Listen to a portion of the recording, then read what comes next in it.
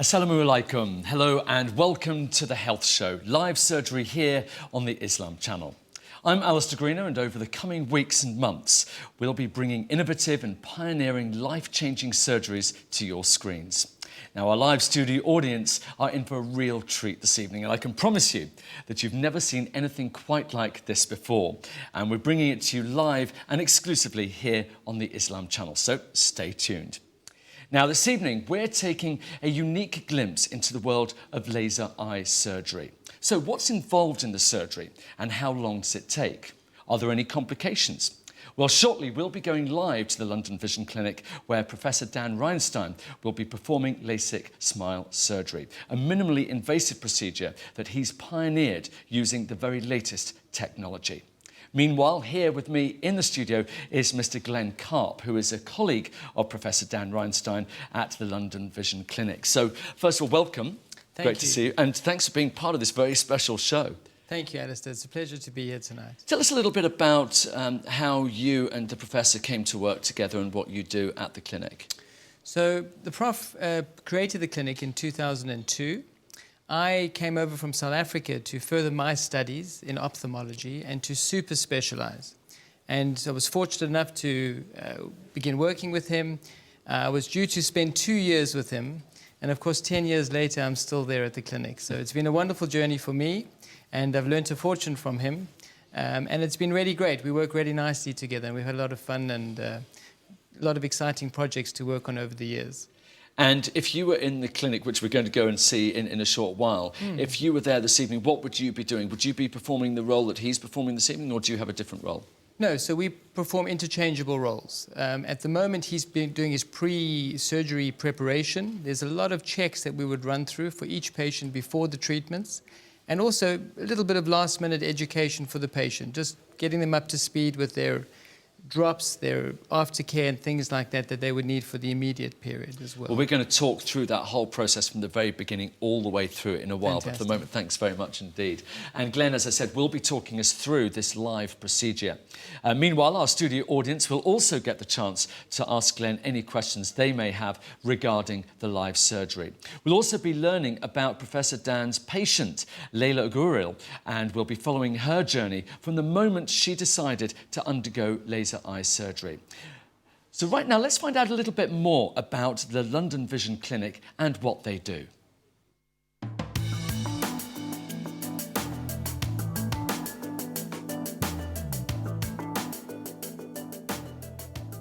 Well, I'm Professor Dan Reinstein, and I'm the medical director and founder of the London Vision Clinic.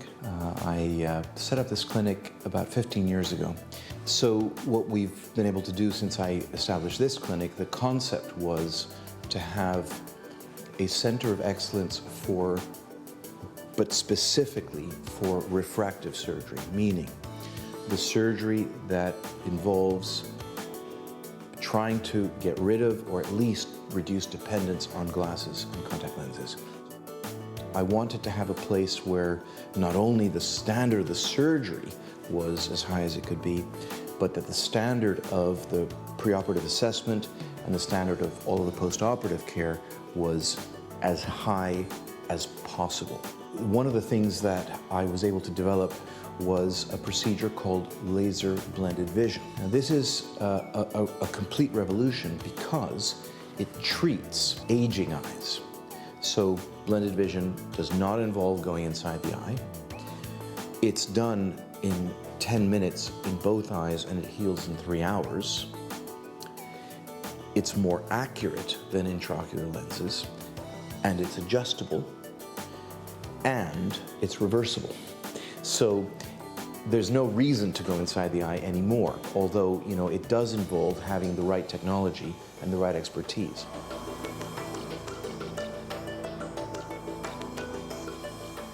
The other thing that's been revolutionary, if you like, in the last few years is our ability to do LASIK without creating a flap. Yeah? So in the LASIK procedure, an infrared laser is used to make a very thin shaving off the surface of the cornea, the watch glass at the front. That shaving is then brought over to the side, An ultraviolet laser is used to evaporate tissue, the shaving is put back, and the cut edge seals up in a few hours. That's LASIK. In the new procedure, an infrared laser is so accurate now that we can actually delineate inside the cornea the front and back of the lens of tissue that needs removing, create a tunnel to the surface, and remove that lens through a tiny little 2mm incision. So now there's no flap. And it's just, if you like, the flap is a 24mm incision, and now we do the whole thing through a 2mm incision. So now we're able to correct the vision without a long healing process for everything to reestablish itself, so it means that there's much less side effects like dry eye, which is the main side effect of laser eye surgery.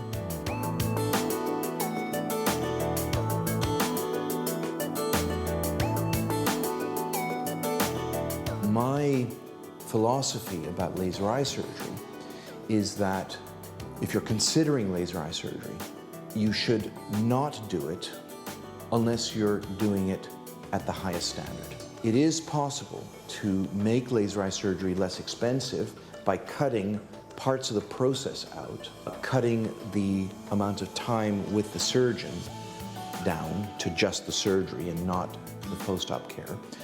And my advice to people is forget that, because it's your eyes and there is no replacement, there's no backup replacement systems. You want to wait until you can rearrange your finances until you can do it at the highest standard, and not before, because it can take years, even for an expert like me, to correct a complication that could have been avoided that took minutes to generate. You know, one of the differences that I'm proud of for the London Vision Clinic is that I know that there isn't a provider on the planet who's doing a better job than us.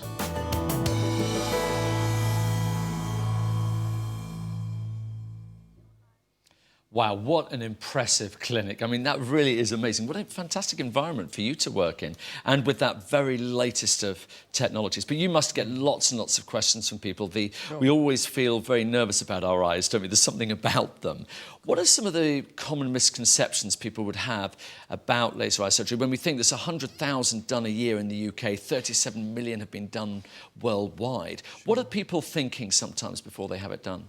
Well, I think a lot of the misconceptions date back from the early days of laser eye surgery. So in the early days, we couldn't treat the range that we could do nowadays. We were limited to much smaller prescriptions in general. Nowadays, the range is quite extensive. We can treat short-sightedness, we can treat long-sightedness, astigmatism, presbyopia or aging eyes, as Dan was mentioning a few minutes ago. Also, people are worried about the risk side of things, and the risks have become, well, they're greatly reduced, and they've continued to make improvements in these areas over the years. So a lot of these early misconceptions have evolved quite nicely to a point where the treatment nowadays is very robust and the risks are very, very small. The other little area which has a lot of misconception is in the side effects. In the early days, there were quite marked side effects from these treatments, but again, as the technology has improved immensely, we're going to see one of the latest techniques tonight with keyhole laser eye surgery effectively. And this has had massive improvements in patients in respect to dry eyes and things like that as well. One of the questions that when I was talking to people about doing the show tonight, the first one that came up every time was, is this going to hurt? It doesn't hurt. It doesn't hurt. I mean, one of the great things about these treatments, and you'll see this in a moment, there are no needles or injections or anything like that. It's all done under little drops, little topical anesthetic drops. And these might smart for a second or two, but after that, the patient will feel absolutely nothing. Now, you said that the amount of people who can actually undergo the surgery has expanded dramatically over the history of laser eye surgery. So is there anybody who can't have it done? What are the sort of restrictions? Because I know you go through this whole preoperative assessment, don't you? Tell us a little bit about that. So Leila will have gone through an extensive preoperative assessment. This involves both educating the patient, verbally and through lots of material for her to read through, so she can learn a little bit more about what's expected. There's a lot of scanning involved, and the scanning is designed to make sure that the eye is healthy. There are some people who are born with a slight weakening in the cornea, and these patients have unstable corneas, so they're not great candidates for these treatments. But fortunately, there are very few of them.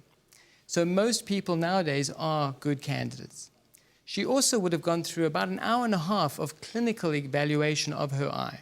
We'd look at the condition of the eye from the front right to the back, making sure there are no other associated medical problems which may have an impact on her results. How long will this have all taken place? So the moment that Leila came to you to the point we're at now, what sort of time frame are we talking about normally? So the average patient would spend about 3 hours in the clinic as their initial screening. Thereafter, they would have a separate appointment back to the clinic to meet their surgeon. And if there are any additional visits required, in some cases they are, just to optimize certain parts of the eye. But for the average patient, that's generally what they would be required. And how much of a gap between that initial visit all the way through to the surgery actually taking place? So we prefer to do the initial screening on a separate day to the consent process, which allows the patient time to assimilate all the information that we're giving them. And the consent process we also prefer not to do on the day of the treatment. So the shortest time frame would effectively be 3 days in the lineup towards the treatment. Again, it gives people time to really assimilate all the information and make the right decision for them. And again, this is the very latest technology that you're using. I presume one of the big messages that you would always have is make sure you go to a really good clinic and a reputable clinic. This isn't something you want to do on the cheap, is it? Well, preferably not. I mean, I think, like many things in life, if we're given one opportunity to do something, we really want to maximize our time and our effort to try and get the most out of that experience. In this industry, things are changing all the time. We're going to see a procedure this evening which has evolved. It was created about 6 years ago, but the research to build up to that point really was over 10 years. What we're seeing now is an established procedure. This is no longer something that's just experimental or anything like that. We've been doing it on a routine basis for 6 years. Well, we're going to go over to the clinic fairly shortly, so we will see it actually happening Exactly. on our screens. For the moment, thank you very much, but we will have loads more questions for you. Fantastic. And, of course, we're looking forward for your commentary as well, explaining the whole process as we Pleasure. go along. Now, let's learn a little bit more about our patient today. Leila Aguril, who has been wearing glasses and contact lenses for over 10 years now. Here's her story.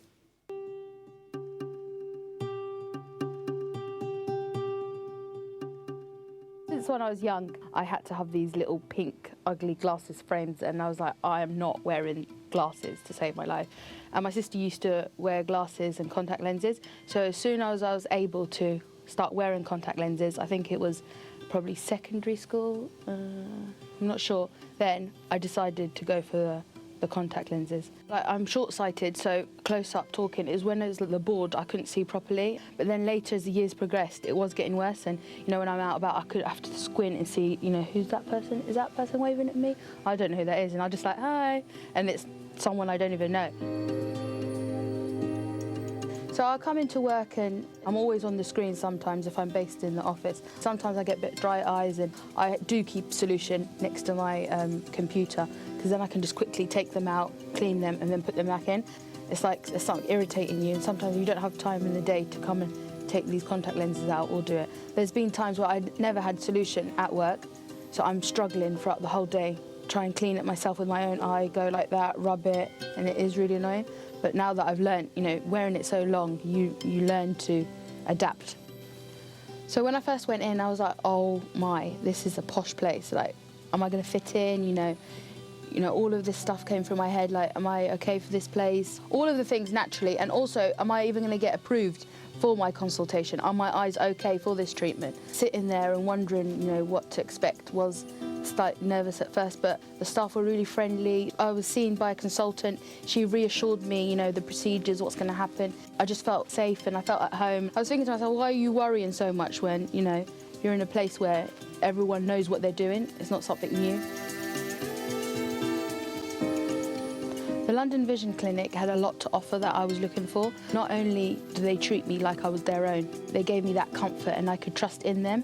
You look to someone that you can trust for a treatment, because at the end of the day, my eyes are in their hands and I need to trust someone with that ability. And it's not like I go in there, that's it, the laser's done, and I go out. There's an aftercare. Before you go there, they consult you, they see if you're okay for the eye test. If there is any complications, there's always a backup plan, and they treat you a way that I feel safe.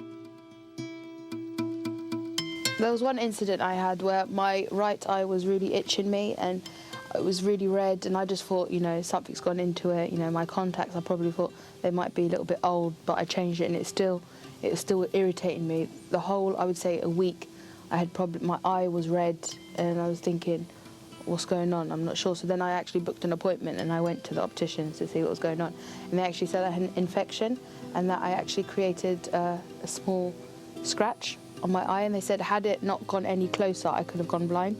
And that actually, from that day, I was so cautious of everything. I was like, I don't want to have to, you know, go blind just because, you know, my contact lens had something on it, and that's the reason I had the infection.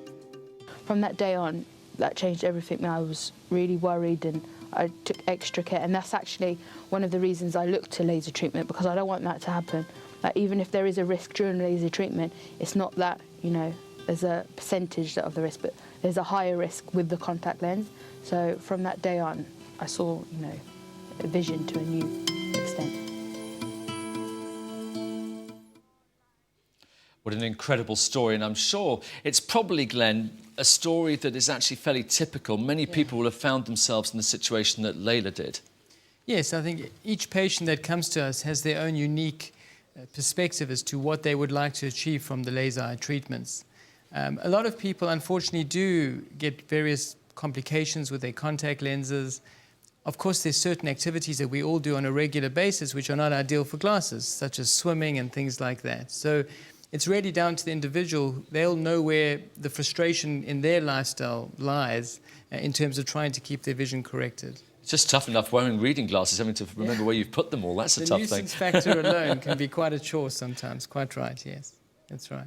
OK, well, we're going to have more of a chat later, but it's now time to join the clinic, the London Vision Clinic, to join them as they prepare for the surgery. And let's see how our patient, Leila, is feeling.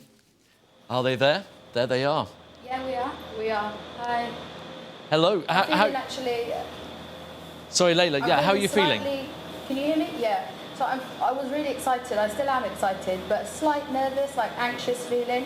But it's all coming together now because it's just closed now until I don't need these anymore. So yeah. I'm excited. We like to think that if someone comes in saying that they're not anxious, that's denial. Okay, because it's completely normal to feel a bit anxious before this. I mean, I don't feel anxious, but I mean the patient feels anxious.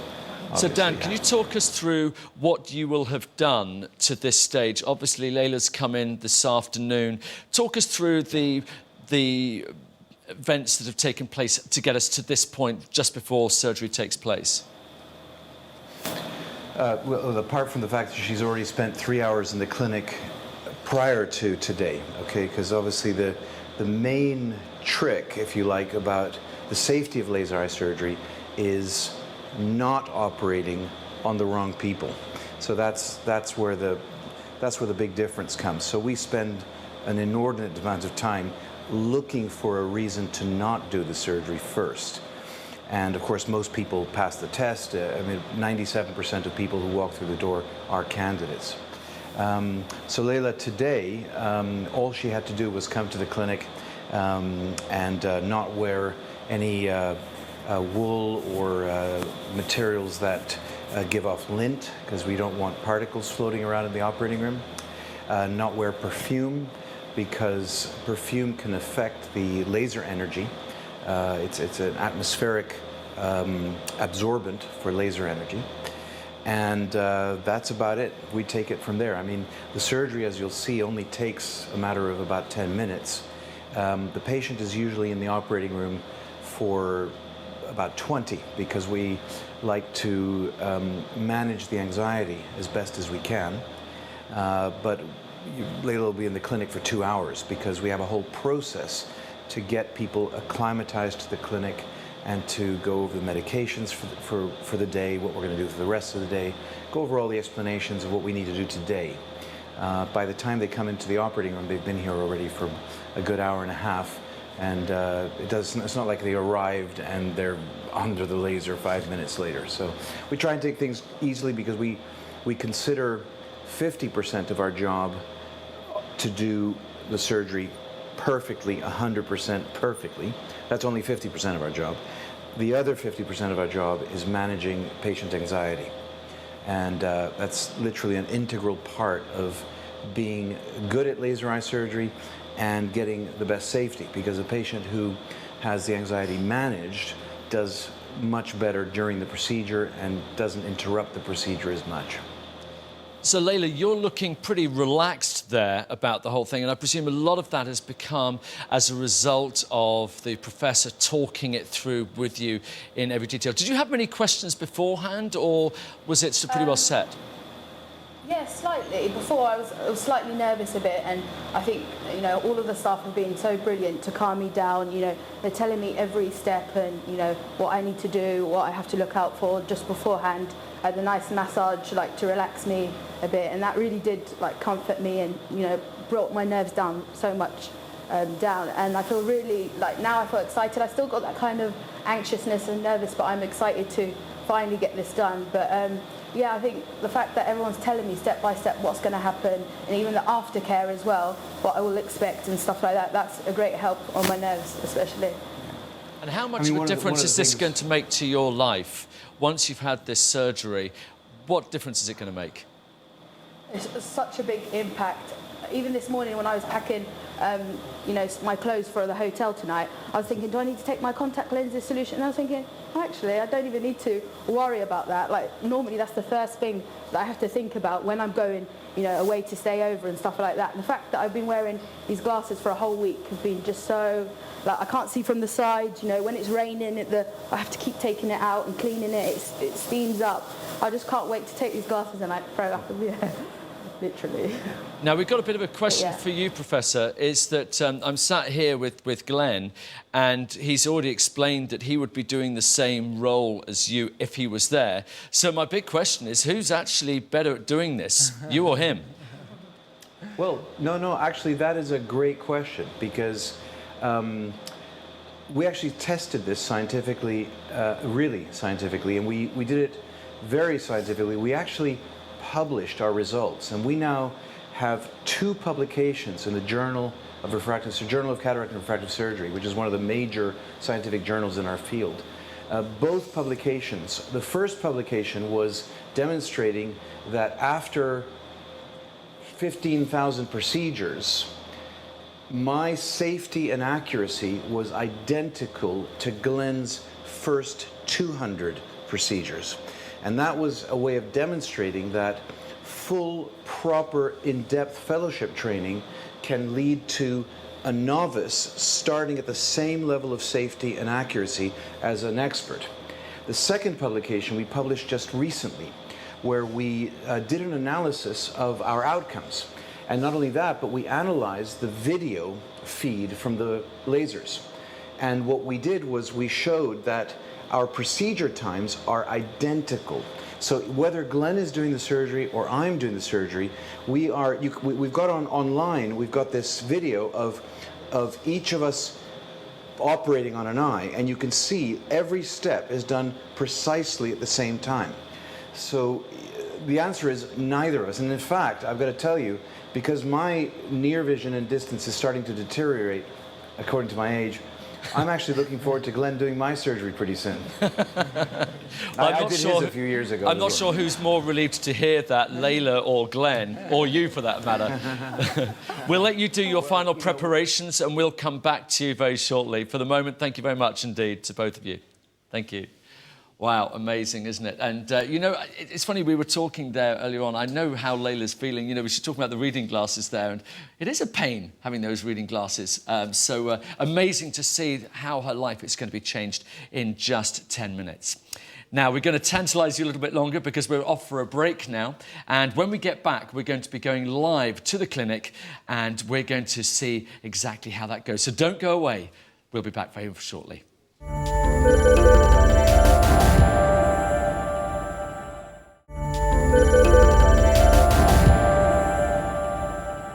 Welcome back. You're watching live surgery here on the Islam Channel with me, Alistair Greener, and our resident surgeon, Glenn Karp. So now for the moment we've all been waiting for, it's time to go live to the London Vision Clinic, where Professor Reinstein is with Leila and is about to begin the surgery. Now, the process, as we've said before, is called LASIK smile surgery. And along with Glenn and our studio audience, we're going to be following every step of the operation. Now, we're going to be hearing live from Professor Einstein. He's got a microphone on. He can't hear us because he's concentrating on what he's doing, but he's going to be talking all the way through. Glenn is also going to be helping us with that as well as we go through it. So let's see how they're doing at the moment. So perhaps, Glenn, you can tell us what's actually taking place at the moment. So at the moment, they would be going through their pre-surgery checks. There are extensive checks that we do to match the patient to what the data entry is, and also with the correct eye, of course. You wouldn't want to mix the eyes, because most people have a difference in their prescriptions. Okay, and like I said, So there is a check system that we will follow, which is identical for every single patient. So that's what Professor Einstein's talking through at the moment. Correct, that's quite right, yes. And what will Leila be feeling right now? Will she just be fairly relaxed, just lying there? So yeah, she's just relaxing. She's lying, eyes are closed to prevent them from drying out while we're doing the checks. It's a bit chilly in the room, so we give her a little blanket to use, keep her nice and snug as well. Now we can see a blue light there. What's that for? The blue light is simply an ambience light that's underneath the laser. The company felt that it would give a more calming effect to have a nice little blue environment to be just relaxing in. What are we looking at here? So this is the internal view that one would see through the microscope. When you're treating a patient, this is the view that you would have as the surgeon. So what's the first thing he's going to be doing once the surgery actually starts? Okay, so in the beginning, he's going to bring the eye that he wants to start treating. The fellow eye has been taped with a bit of tape, and he'll bring that into the center of a little green flashing light. This is something that allows the patient to know where to look. And there you can see the little green in the center. So that's what Leila will be focusing on? Correct. Okay. And then he's going to place a little tiny speculum, a little eyelid holder, just around the eyelids. It doesn't clamp onto the eyelids or anything like that, but just gently supports them so that if she blinks during the treatment, it's kind of all taken care of. I think we just saw that. He was just applying Correct. that, wasn't he, Yeah. just before? Yeah. Okay. There's a bit of gentle pressure, that's all. I mean, I'm still amazed this whole process is just 10 minutes. It's just staggering. That's right. So what you can see now is a little reflex, a little white reflex. And what he's doing is he's bringing the eye to touch a little glass contact lens. And it's through this contact lens that the laser will be doing its magic. We're now going to see some little bubbles, and here the bubbles are, and this is the laser firing. Each little pulse of the laser creates a little bubble, which will separate the tissue. So this is it, it's actually started. This is the actual laser. This is the baseline laser, the base of the lenticle. Now we're seeing the top of the lenticle being created. And at the end, we'll see two little openings as to where we can actually remove the little lenticle through. Here we go. You'll see them in the bottom corners. And these are very small 2 millimeter. 2 millimeter openings. The laser lets go of the eye. It's a little suction ring to keep it steady. And now what we're going to see is he's going to move the bed across to a second microscope, and using some very delicate instruments, just dissect through the bubble layer and loosen the little lenticle of tissue that's inside. And then obviously to remove it through the little opening.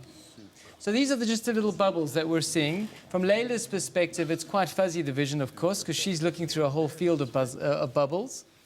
And the light is quite bright as well for her. So she doesn't see much. She just sees a little cloud of light, if you like. This is just a little blunt forceps, just to support the eye. And now you can see, using really blunt instruments, these are not sharp instruments, we can just dissect through the little bubbles themselves. So he's just delineating the two layers. And then again, we use a little flat instrument just to separate the little bubbles gently. She doesn't feel any of this at this moment because the little anesthetic drops, of course, have been used extensively.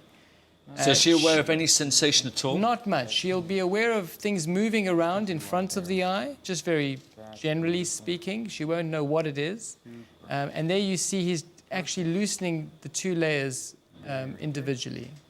You can actually tell by the fact that the eye isn't really moving very much that it's actually, she looks very calm, if you can say such a thing. Yeah. That's right. And now you see he's just mobilizing the little lenticle, and we then remove it through the little 2mm opening. There we go, and there comes the tissue. What we normally do at this point is just to spread it out on the surface of the eye, just to make sure it's complete. We don't want to leave anything inside the eye, because of course they wouldn't help us with the outcome. And I saw a little bit of liquid being put on the top there. Yeah, That's just to make it slippery, so that it's easy to spread it out. And there you go, all done. That's the first eye finished. That's it? That's it. Okay, so that's Incredible. Nice and easy. Now come all the antibiotic drops, some anti-inflammatory drops. There are a whole bunch of those. How was that for you? And then we'll move again onto the second eye, and it's exactly the same for the second And I eye. presume because you're only doing that 2mm incision, it's a lot less invasive for the eye. It's a lot less invasive from a surface side of things, yes. Yeah. So the risk of infection and things like that would probably be much lower because you don't have as much access to the outside world. But you're still removing the same amount of tissue effectively as you would if you were doing a conventional LASIK procedure. And actually we saw there her actually just sort of using her eyelids straight afterwards. And I There we see go. now that she's just covered her eye, That's it. ready for the next one. Correct. How long does it take someone like yourself, if someone came in now, to learn how to do this procedure? We heard about the accuracy from the professor earlier on, but how long is the training for it? So it can vary. I mean, as an eye surgeon, we do loads of different types of eye surgeries, and some are more technical than others. In this type of program, we would recommend any eye surgeon to go through a fellowship training. So this is a year. The surgery itself is quite easy to learn as a surgeon, but it's knowing what to do and what to do at the right time. That's the big challenge, and that takes a long time to master. And I can see it looks like the tool, I forgot what you called it, that keeps the eye open is going on the second Here eye we go. now. Yeah, so that's a little eyelid speculum, little eyelid holder, and it just fits very gently around the eyelids, as I mentioned before. Most people wouldn't even notice it's there after about 20 seconds. So apart from he's obviously, we can hear him in the background there, he's talking Correct. all the way through, so she's very aware of exactly what's going on. So this is like a verbal anesthetic from the patient's point of view. Yeah. Yeah, it keeps them nice and calm. They know what to expect. He's describing what she can see or hear before it happens. So there are no surprises during the treatment. But of course, this will have all been talked through Of course, beforehand yes, as that's well. right. So there's the green dot again. So once again, we'll see the eye brought up to the little contact glass. There we go. Now it's touching as it forms the little meniscus, and he'll make sure the centration is very good. And this procedure is exactly the same, irrespective of how much correction is required. Yes, the actual procedure is identical. It's just the laser data entry which changes from patient to patient. Once again, we can see the bubble layer forming. This is the inner layer. There we go, which will be followed by the surface layer of the lenticle. Nice and steady, that's beautiful. It's very good. Perfect. Now the 10 She's doing great. very well. Hold This is fantastic. just another few. And then Actually, you could hear a finally, the pin little drop in the opening. studio, Yeah. by the way. Everyone's just absolutely glued to this. And again, Just the little amazing. openings on either side. Fantastic. Well done. There we go. So now, once again, you'll see the bed move back, and he'll move underneath the second microscope where we can do the dissection again. We're going to bring you over to this big bright light. So that process of creating the little lenticle with the laser is 25 seconds. That's what you Wow. would call the critical bit. Yeah. From this moment, it's more just about mechanically doing the bits to remove the lenticle itself. Very good. And again, for Leila, the fact she's had one eye done already, she now knows exactly the sensation to That's expect. right. Exactly. So most people, you can actually see them relax once the first eye is done because they realize the second one's the same and it's quite easy going. And is it normal for everybody to have both eyes done at the same time? Yes, otherwise it often leaves a big imbalance. We always treat the non-dominant eye first, just by convention as well. The only time we wouldn't treat the fellow eye, the second eye, is if there was an issue on the first eye. That meant we had to slow things down, make some adjustments, and only when that eye is then back on track, which it almost always is, then we move to the second eye. So again, we now So see again, the... he's just dissecting the superficial layer of the lenticle. This is on top of the lenticle. Just a little wiper action. There's very little resistance when the instrument moves through. The bubbles are pretty good. And now he's slipped underneath to do the undersurface of the lenticle. That's right. That's super. And then once it's mobile, the little lenticle, inside the potential space, we just slide it out. Waving around. Eventually, Here we go. There's the second opening. nice and steady there. Very good. That's beautiful. And again, you can hear him in the background still explaining every step of the way, because it must be Yeah. quite tempting to think, oh, let's just regularly know what's happening now and not to keep talking. But I like the way that Correct. he's keeping on reassuring all the way through. That's right. So again, it just helps keeping the patient on track. They know exactly where they are during the treatment, etc. Yeah. Excellent. And there you go. Move towards the light for me. And that's the second one done. That's perfect. And again, a little bit more. Will that be is that just water or a Yes, bit of... it's called a balanced salt solution. It's kind of like a water, and it's just for lubrication, allowing you to spread things out a little easier, that's all. Yeah. Here it is. And there So we he's go. checked Perfect. everything's all off and done. Correct, yeah. It's corrected. Amazing. Of course. Absolutely amazing. Blurry. Yeah? Remember we said it's going to be quite blurry when we get you up. So again, you can hear There you him go. talking away to That's her. right. And these are all the antibiotic drops again that are just going in. Some of them are a little discolored. Towards the light for me. And then we remove the little eyelid holder at the end. That's right. Look at that. Did you feel anything? No. Nothing at all. There you go. She just said she didn't feel a thing. If I had not told you that you were having eye surgery, would you have known what I was doing? No. Yeah, exactly. Okay, we're just going to take this off, and we're going to just sit you up in a minute. Just keep your eyes closed for a sec while we get things sorted here. But everything went absolutely according to plan, totally perfect. Yeah, nice and beautiful. All right. And that's it? That's the whole thing. That's so quick. I know. Not to be speed, not to be confused with complexity. Yeah. Okay, so we're just going to bring you over here. That's great. And you good? Yeah. So if you want to come over here, this very good. Okay, just keep your eyes closed there.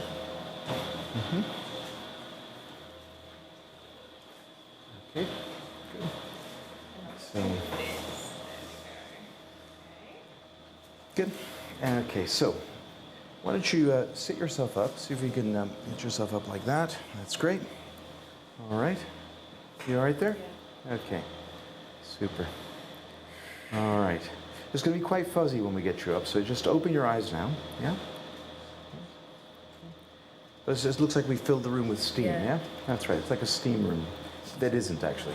It's still not as blurry as my glasses. Really? Yeah, it's more clearer though. You can see already? Without my glasses, yeah.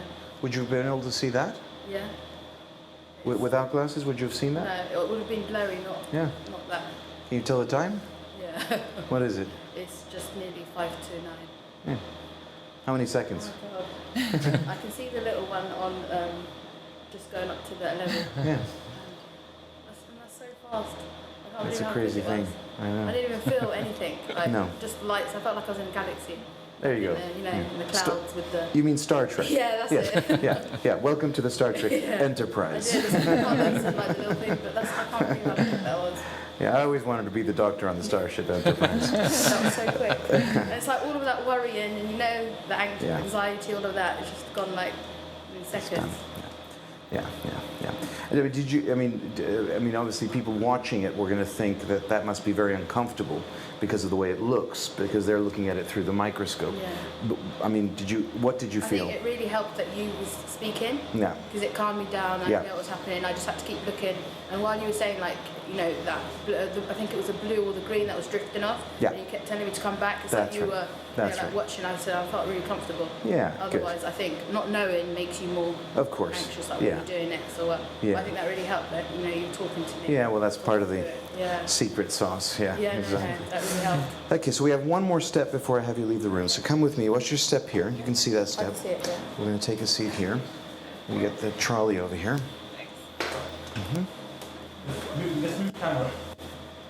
I have the trolley?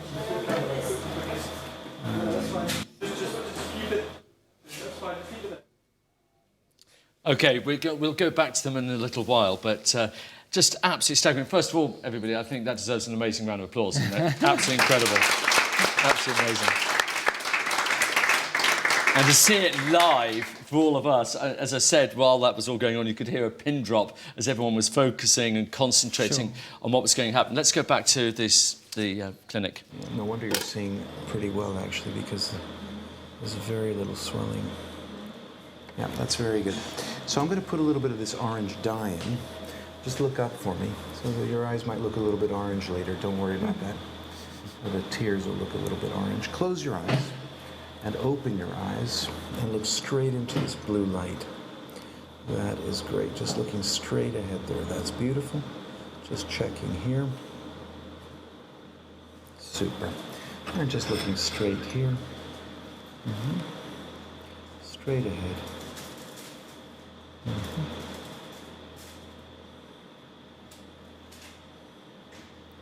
Super blink.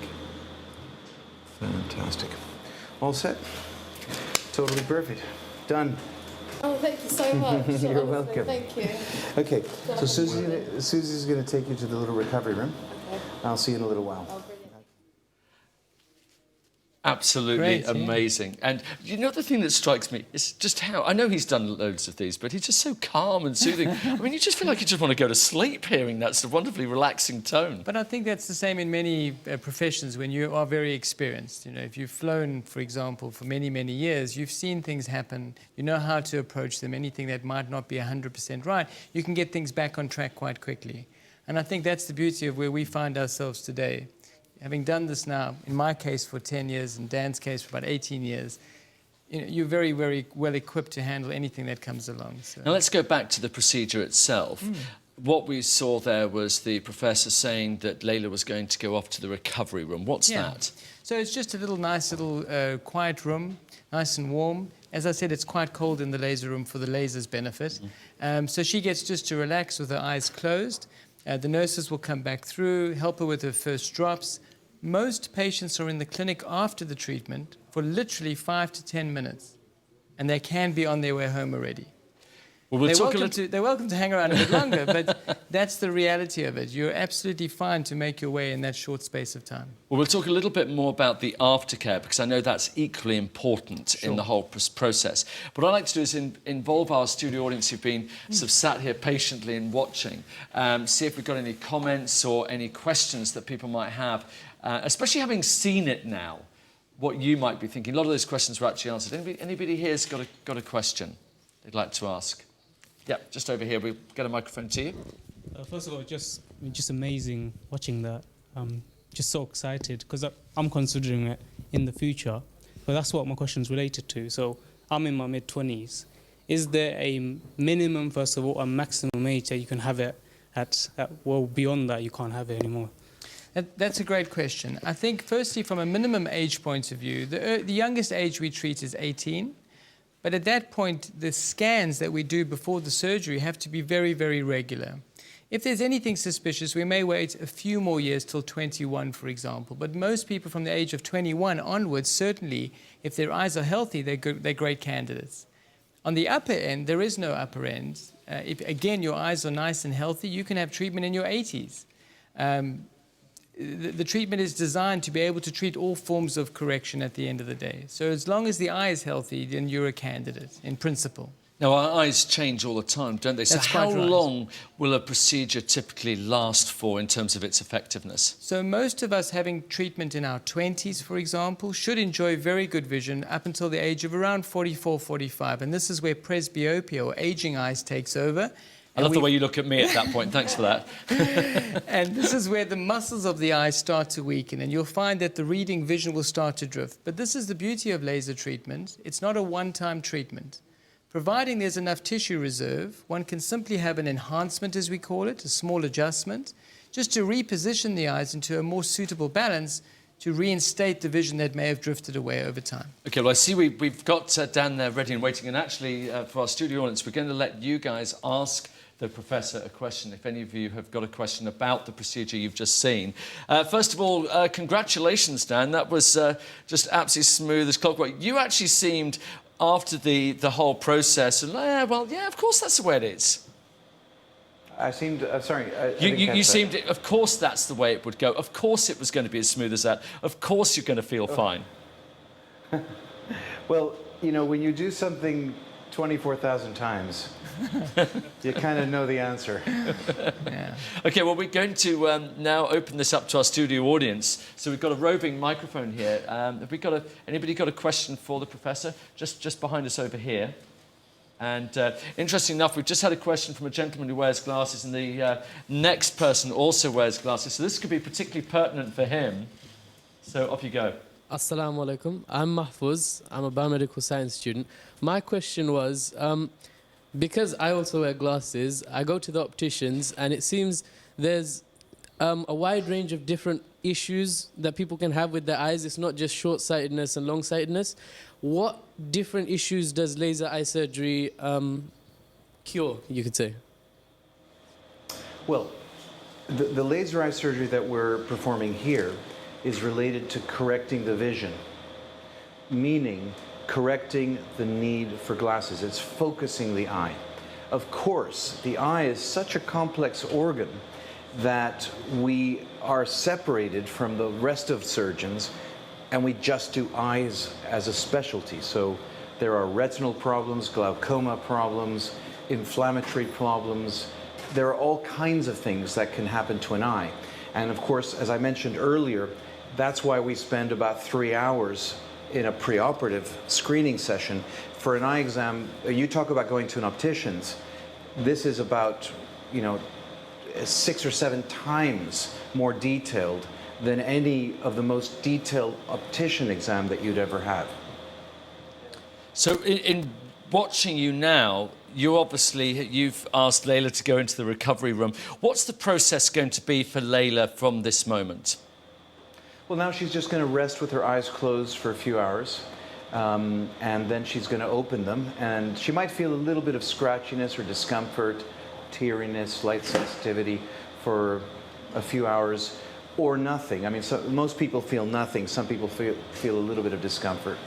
And then she'll open her eyes in a couple of hours, and she'll be able to see a lot clearer. By tomorrow morning, she'll be, you know, pretty much there. Wow, I mean, that's incredible. And what about the process after that? Will she have to come back to the clinic to be checked to make sure everything is still good? Yeah, well, that's the other thing, which differentiates the highest standard of care with the average standard of care, if you like, is that the more you concentrate on follow-up, the better the overall results at our clinic are. So people that, you know, are told that they don't have to come back after a month or two, that might be the case, but a person doesn't know certain things that an eye surgeon might be able to see in a microscope. And so we require our patients to come back at different intervals up until a year after surgery. And in some cases, we actually follow them longer. So obviously that will Not because it has to be, but because we're trying to make it perfect. And good is not good enough.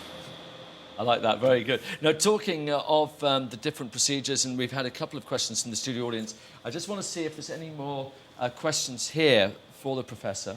Has anybody got any questions? Yep, just down here. Hi, I've never actually needed glasses, but it does seem like a life-changing experience or process. And I was just wondering, is the process and the technology constantly evolving? Well, that's a very good question. Look, in general, we could say, and I've been in this sector since 1991, so it's quite a few years, there are gradual improvements that make a difference to certain types of eye, and then there's a big step. And then there are gradual improvements. So, for example, for the last 10 years, what we've been concentrating on is extending the range of treatment.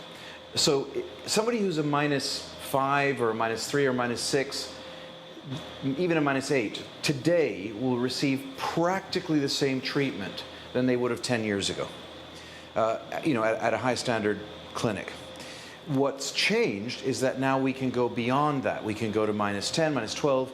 I was just corresponding with the patient who was -17 that we managed to treat by laser eye surgery without putting a lens inside their eye. So essentially what's improving is the range extension. And then the big step that occurred recently was being able to do laser eye surgery without creating a flap. So it's what I just did for Leila, where we're now able to do the same procedure as a keyhole procedure. It's less invasive, it recovers much more quickly.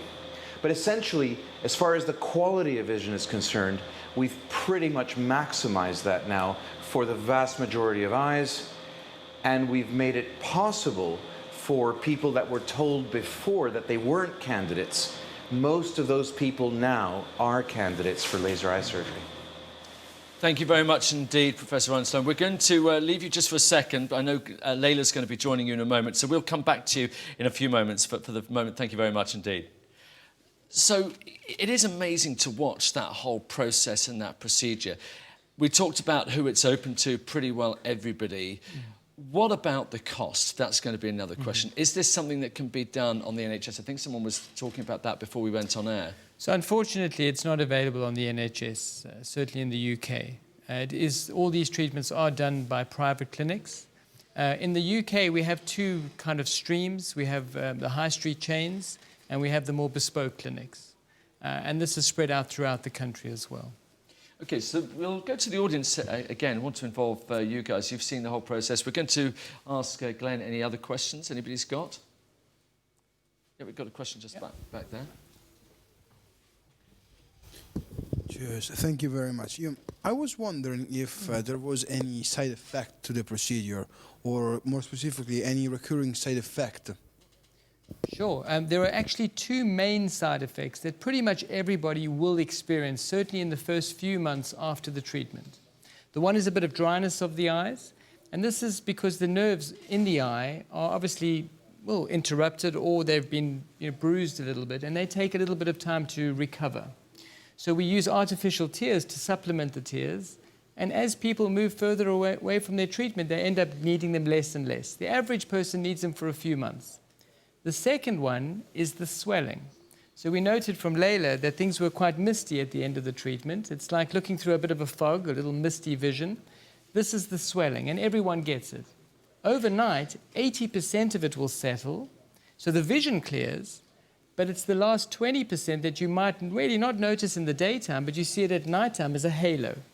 So people also notice that they get night glare around lights, but this also improves quite quickly. And again, in most people over the first week, it's dramatic improvement. The last little bit's over the subsequent month or two. So again, you get to a phase of this first 3 months where there's a few of these minor side effects that will gradually improve.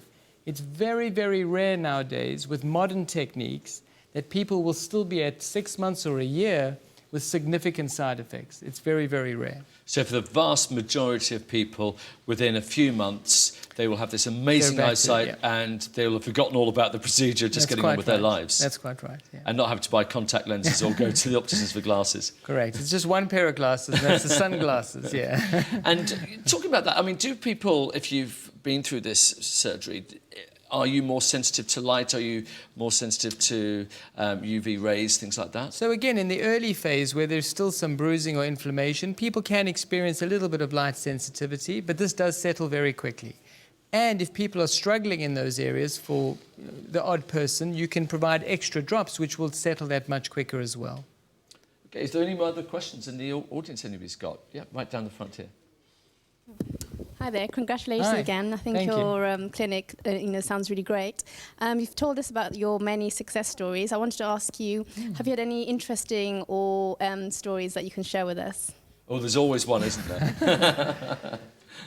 Well, I mean, I think the most rewarding treatment that we did was for a lady who unfortunately had an injury and she became quadriplegic. Now, this is a very interesting dilemma for her because she had a lot of care, a lot of people to help her. But as she put it, one of the challenges that she had was she would wake up in the morning and before someone had come in to put her glasses on, she couldn't engage with the world. And the same thing at the end of the day. Now, this is an extreme case, of course. But I think at the end of the day, a lot of us will have areas within our lifestyle where the glasses are just not ideal. We treated a chap who's a professional swimmer, for example, and he was very short-sighted, and it's hard for him in his environment, swimming as much as he does, to not have great vision. And of course, you shouldn't swim with contact lenses because of the risk of infection in the water, etc. So I think, again, there are always people that you will meet and you will hear stories from people where the treatment really hit home for them. It really was revolutionary for them and it made a big difference to their lifestyles. And what about, the aftercare beyond that 6 months, a year? Would you just go to the regular optician to see how your eyes are doing? Do you go back to the clinic? Yes, you can. I mean, we recommend to everyone you should have an eye exam every 2 years. And that's, again, to look at the eye health of the eye. And this can really successfully and be done very well at your local optician. Well, I've just seen that we've got Leila back there, and she's... I saw her looking at the eye chart there. So, Leila, you've got a big smile on your face. I guess you're pretty happy. I can't hide it. Yeah, I am really happy. I don't want to say that we're playing to the camera here, but I figured, why don't we have a go at this? We normally aren't checking people's vision 2 minutes later. Leila, let me put a couple of drops in your eye, yeah? Look up for me. Just a little artificial tears here. And so we finished the surgery about 10 minutes ago, right? So what do you see on the chart there? ZHCER.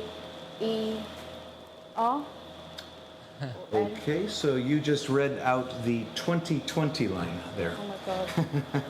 And it's still not even like, oh, thank you. Thank you. Leila, that was not... I want to ask you about your eyes at the moment. Describe to us, we heard a little bit about this mist, almost like coming out the showers. And what exactly is it that you're seeing right now? Obviously you can see letters, but what are the other things you're seeing? So I can see it. What it is it's just slightly cloudy, but not too much. It's like, as they said before, it's like coming out of the shower and seeing a bit of steam. But the thing is, without the glasses, I wouldn't be able to see anything, what I'm seeing now. So it's just like such a big thing. I haven't got no contact lenses or glasses on, but I can still see, like, I can see the time, I can see the words. I couldn't even see those letters beforehand without glasses or contact lenses. And it's just literally, I just come off the table. And like, I don't even have no pain or anything, just my eyes feel like I've been crying a bit, but it's just because of the drops. But it's absolutely amazing looking at you. We got a close-up of your eyes there. You weren't aware of that, and your eyes just looked like completely and utterly normal. We were expecting maybe to see something or detect some difference, but absolutely not. So, Professor Reinstein, to sum up here, what would you say to people now? We've seen it. We can see how straightforward it is and how low impact it is. What message would you give people? Well, look, I mean, to me, the biggest message at the moment for people is a fact. At least it's a fact in my book. In my experience, 99% of the reasons why people hold back from doing laser eye surgery are wrong. In other words, people have all these reasons that they think of why they're not doing it. I've got astigmatism, my eyes are still changing, I'm too young, if I do it then I'll need reading glasses later, I can't be adjusted, if I have a problem it can't be fixed. It's just the reasons go on and on and on and on forever. And 99% of the reasons why people think they can't have it are wrong. What people should do when they're thinking of having it done is not decide to have it done. What they should do is go to an expert clinic and be checked, and then to find out if they are a candidate, and to ask whatever those questions are. Well, Dr. Because Reinstein, at that point, they're ready. Unfortunately, we're out of time. And I've already been told, by the way, that you could wax lyrical for hours about the subject, because I can see the excitement on your face. Thank you so much for guiding us through this. Leila, thank you so much as well for allowing our cameras in to watch the process. And congratulations. We're absolutely delighted for you in the results. So both of you, thank you very much. And, of course, to all of your team there, Professor Reinstein, really appreciate it. Thank you very much indeed. Absolutely fantastic. Of course, a big thank you to you, Glenn, as well, for guiding us through. Again, so straightforward, it's just incredible. And also to our studio audience, thank you guys for being here and for your questions and for just being so quiet when it was happening. It was just like incredible. So there you go, ladies and gentlemen, laser eye surgery live as it happened here exclusively on the Islam channel. We certainly hope you enjoyed it, because the health show will return to your screens again in a few weeks' time, when we're going to be bringing you ankle surgery. In the meantime, a massive thank you to everyone involved in bringing you this incredible show. We hope you've enjoyed it. We hope to see you again very, very soon. Bye for now.